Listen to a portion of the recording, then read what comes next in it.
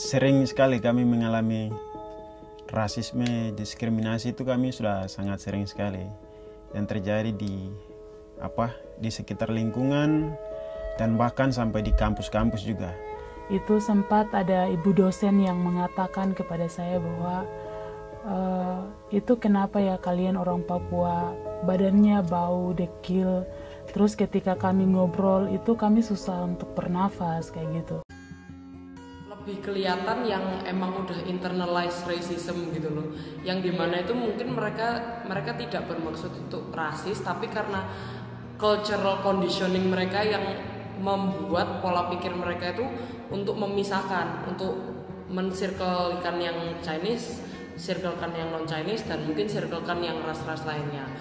Dari mindset sendiri itu udah kayak kamu ingin mengeksklusifkan, ingin membedakan lah istilahnya dari non Chinese dan Chinese kayak gitu.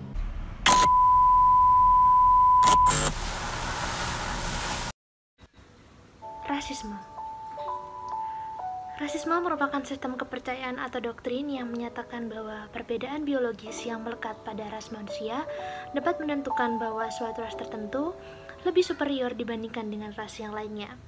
Hal ini dapat menyebabkan munculnya pemikiran bahwa ras yang superior tersebut dapat memiliki hak dan dapat mengatur ras yang lainnya.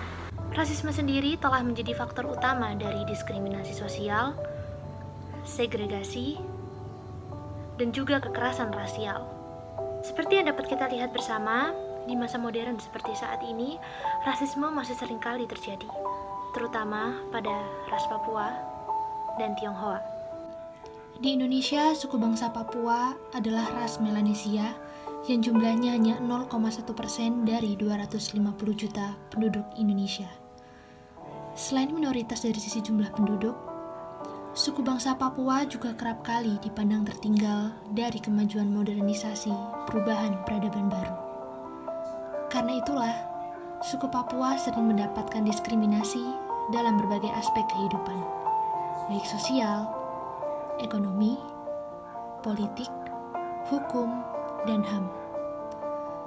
Masih teringat jelas bagaimana momen kemerdekaan 17 Agustus tahun 2019 disambut dengan kemarahan masyarakat Indonesia, terkhusus warga Papua di berbagai daerah.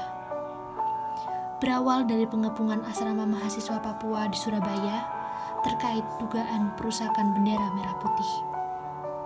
Pada kejadian ini, para penghuni asrama juga mendapat tindakan rasis, yakni dengan sebutan yang tidak mengenakan dari pihak aparat.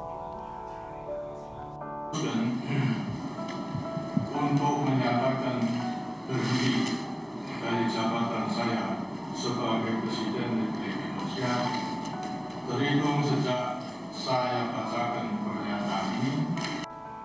Berbeda dengan suku bangsa Papua, penelitian Amy Friedman dari Franklin and Marshall College, Amerika Serikat, menyebutkan bahwa kebencian terhadap etnis Tionghoa merupakan hasil dari politik pecah belah Soeharto. Dalam jurnal penelitian berjudul Political Institution and Ethnic Chinese Identity in Indonesia, Friedman menyebut Soeharto memaksa masyarakat Tionghoa untuk melakukan asimilasi sembari mengidentifikasi mereka sebagai bukan pribumi.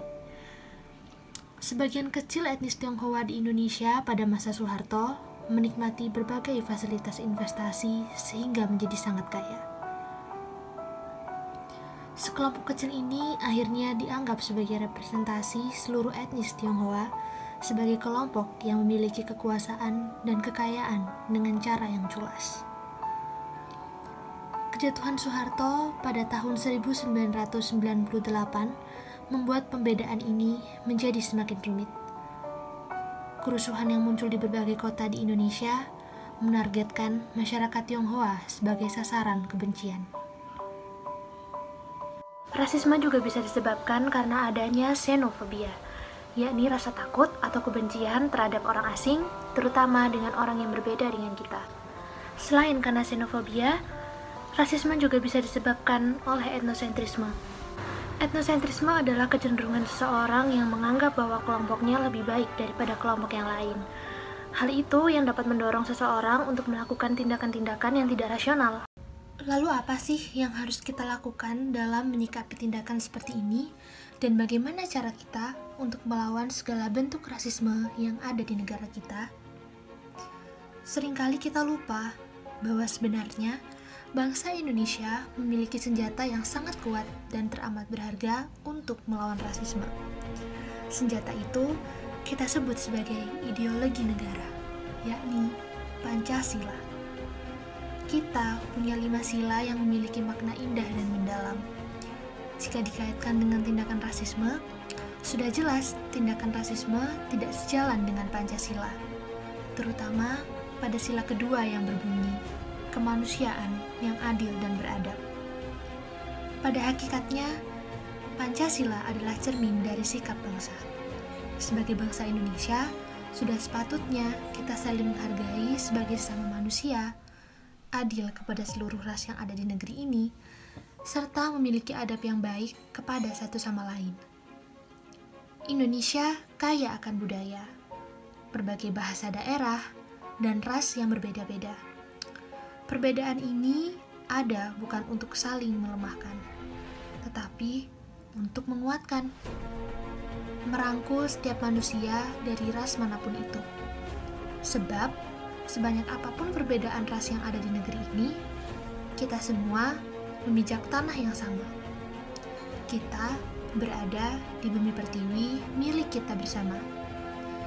Mari kita jaga kesatuan ini dan melawan segala bentuk rasisme yang ada dengan menerapkan nilai-nilai yang ada dalam ideologi negara kita, Pancasila. Karena kita adalah satu. Kita semua disatukan oleh Indonesia.